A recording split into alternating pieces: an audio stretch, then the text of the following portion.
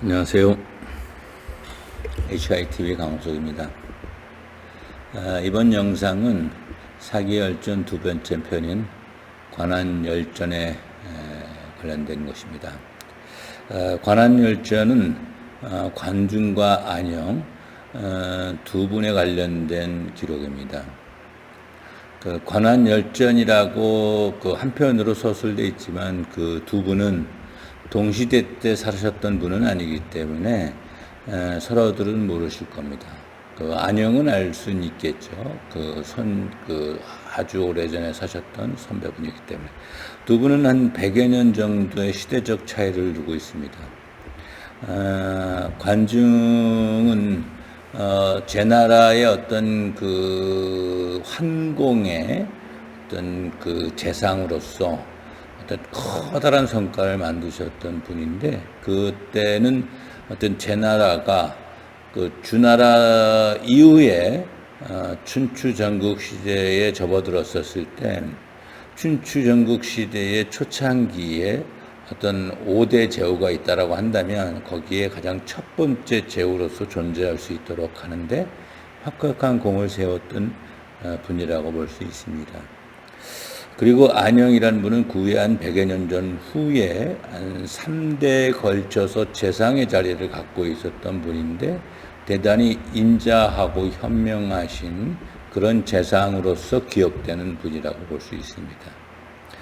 그러면 첫 번째 그 관중에 대한 어떤 그 기록을 보면, 그분은 처음부터 그 제나라 황공의 어떤 수적은 아니었습니다.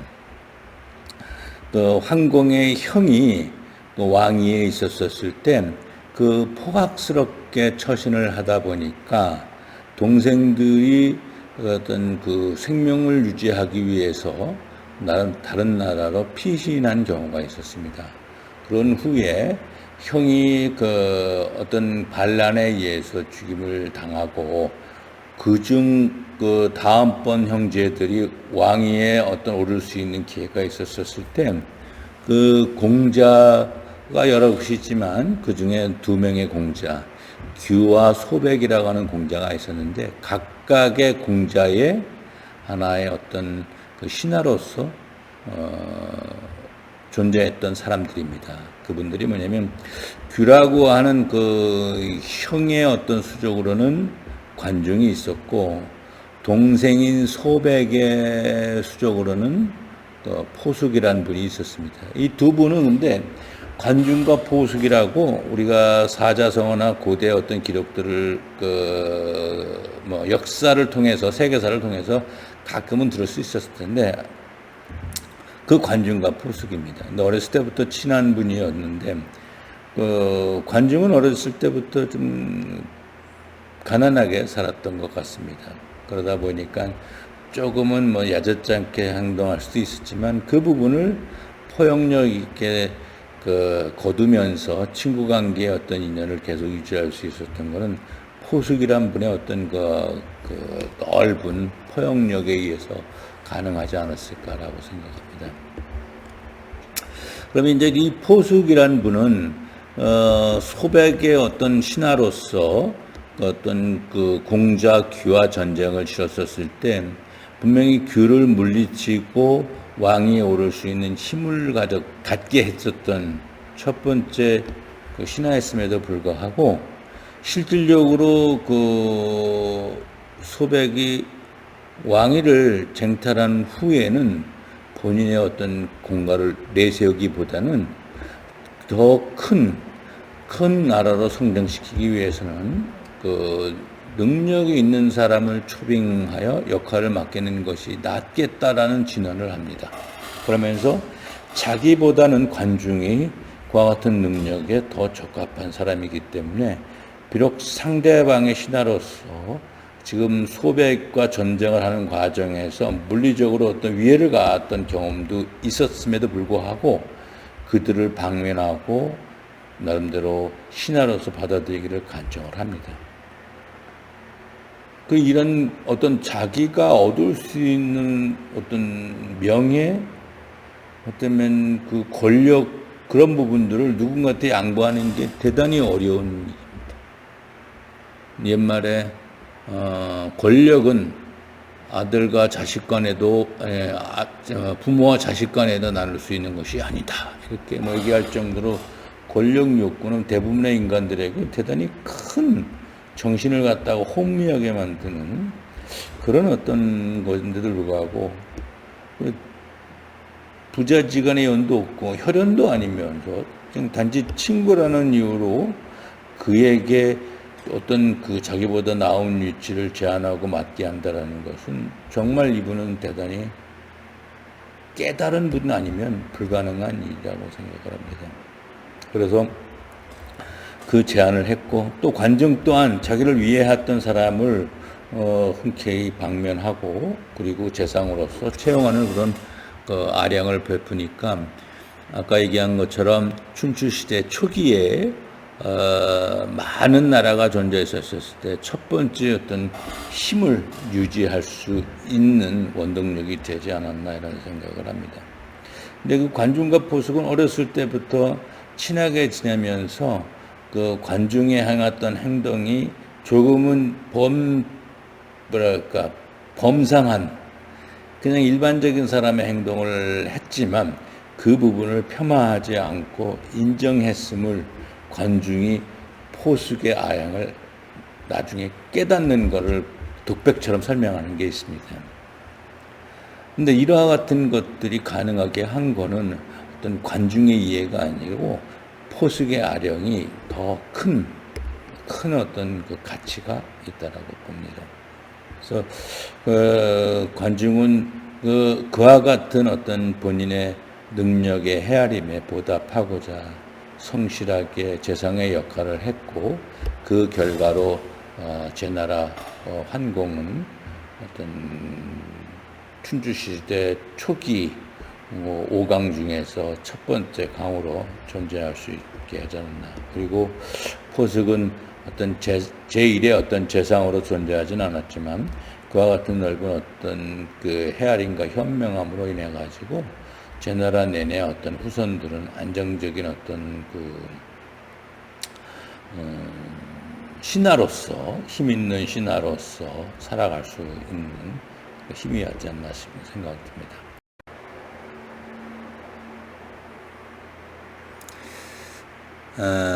안영이란 분의 어떤 그 행적을 사마천의 열전 이에 곳에서 찾아봤는데 그 사마천의 어떤 그 관한 열정에서여서 설명은 대단히 짧고 그분이 30년 동안 재상을 하셨는데 그의 기록이 대단히 좀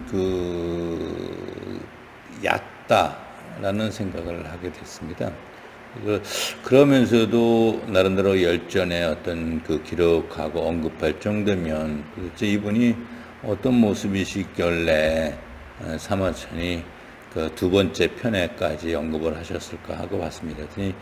이 안영이란 분은 관중 시대와 달리 100여 년 후에 안정된 제나라 때 재상이다 보니까 특별하게 그 역사적인 어떤 기록을 만들 정도의 이벤트가 없었기 때문에 더욱더 그런 것 같습니다. 그러니까 관중이라고 하는 분이 재상이 됐었을 때는 시대가 급변하고 제나라가 나름대로 커다란 힘을 발휘하는 어떤 이런 역사적 어떤 급변 시대였기 때문에 기록할 것도 특별할 것도 있었겠지만 안정의 시대에서는 거기에 담당했던 분이 잘했다라고 하는데 뭘 기록하지 이럴 수도 있는 과정입니다. 근데 아까도 얘기했지만 3대에 걸쳐서 30여 년 이상 재상의 역할을 맡았을 정도로 대단히 지혜롭고 어떤 많은 성과를 백성들에게 끼쳤던 그런 재상이라는 것에 대해서는 의문의 여지가 없습니다. 근데 읽다 보니까 몇 가지 어떤 특별한 어떤 그 기록이 있어서 언급하고 싶은데 하나는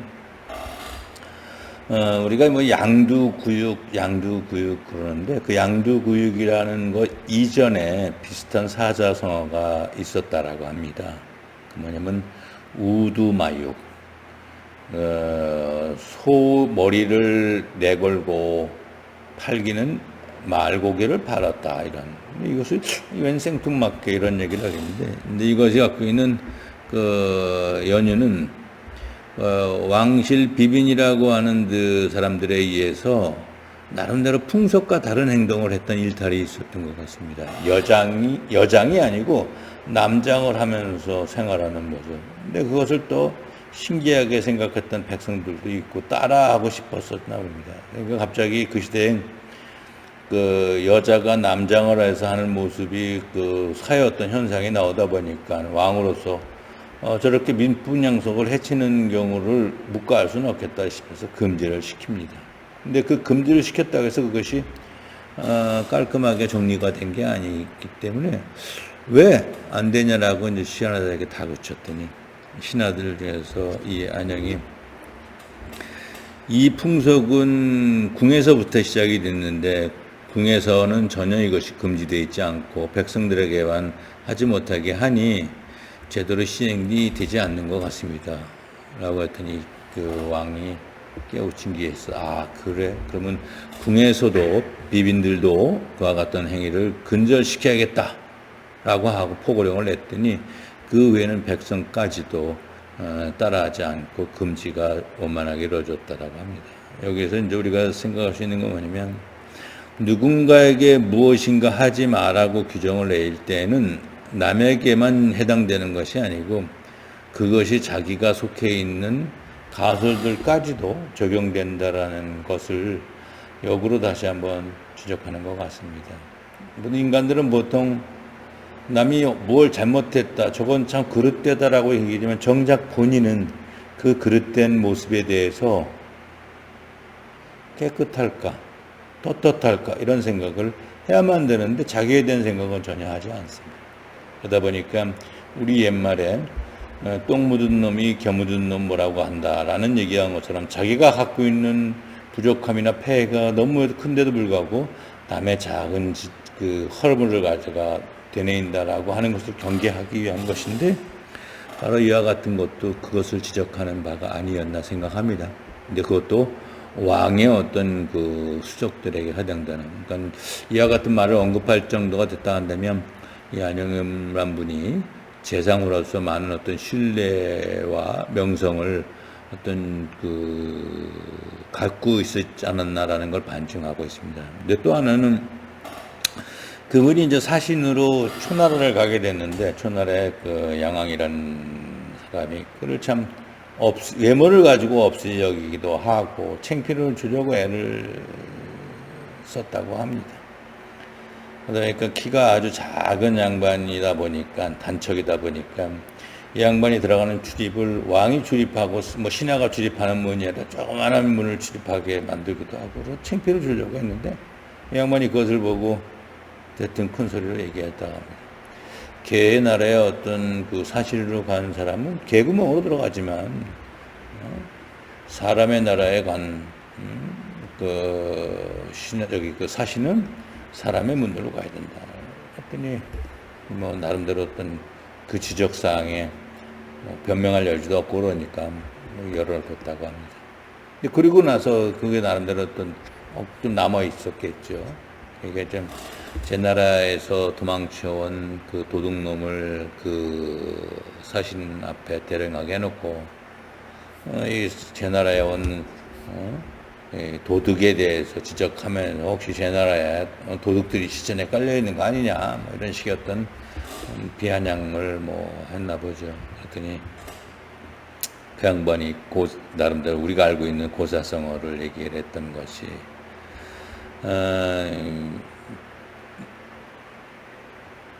남귤북지 뭐 이럴 겁니다. 남귤북지 이게 뭐냐면 그 하남쪽에서 강남 쪽이죠. 그 하남 황하강 남쪽에서 지역에서는 맛있는 귤이라 하더라도 황하강 이북에서는 탱자로 변한다. 아무리 선량한 인간이라 하더라도 선량한 백성이라 하더라도 그 제 나라에서 선량한 백성이었는데 초나라에 가서 도둑이 된 것 아니겠냐. 그러니까 소나라의 땅이, 산세, 소나라의 어떤 그 정치, 소나라의 관습이 그와 같은 인간을 만드는 역할을 하지 않았겠냐라는 식의 어떤 빗대어 지적을 했습니다. 그 말을 듣고 대단히 부끄러웠다라고 얘기를 합니다. 여기서 이 두 번째 일화에서는 좀 생각해 볼 만한 것은 어떤 지혜가 높은 사람은 자기에게 어떤 자극이 있다 하더라도 그 자극에 대해서 대단히 현명하게 비틀면서 상대가 부끄러워할 수 있는 상황을 만드는 그 부분이 있구나. 야, 그건 참 타고나지 않으면 어려운 어떤 커다란 지혜인데 그와 같은 지혜를 갖고 있었으니 이분이 30년 동안 재상의 역할을 하면서 만들었던 대단히 많은 이벤트에 대해서, 일에 대해서 현명하게 잘 대처하여 원만하게 재상 역할을 한 것이 아니겠을까. 그래서 그분의 어떤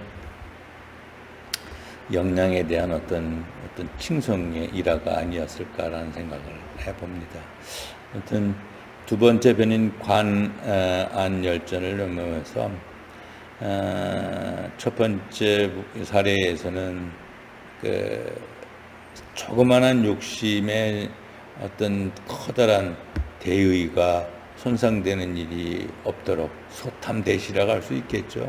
그러니까 자신이 그 역할을 맡아서 얻을 수 있는 결과보다 상대가 맡아서 얻을 수 있는 결과가 크다 하면 흔쾌히 그에게 양보하는 어떤 지혜가 담겨 있었음을 확인할 수 있었고, 그다음에 보통의 사람이 갖지 못한 지혜를 갖고 있는 사람이 한 시대를 살았었을 때 그가 무엇을 했는지 기록에 명확하지는 않다라고 생각하면서도 그 시간이 존재했음을 우리가 칭송할 수밖에 없지 않겠냐. 그래서 참 유능한 사람은 분명한 것은 좋은 결과를 만들고 그것을 포장하고 설명하지 않아도 분명히 빛을 발하는구나 라는 생각을 하게 합니다. 아무튼 두 편을 읽으면서 저 자신을 많이 돌아보고 부족함을 많이 느끼게 되고 안타까워하기도 하고 있습니다. 이번 영상은 이것으로 마무리하고 세 번째 편을 만들 때 다시 찾아뵙도록 하겠습니다. 감사합니다.